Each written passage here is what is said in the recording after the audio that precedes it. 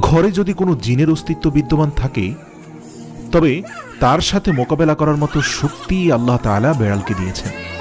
বেড়ালটি জিনের সাথে থাকা নেগেটিভ এনার্জিগুলোকেও শোষণ করে ফেলতে পারে।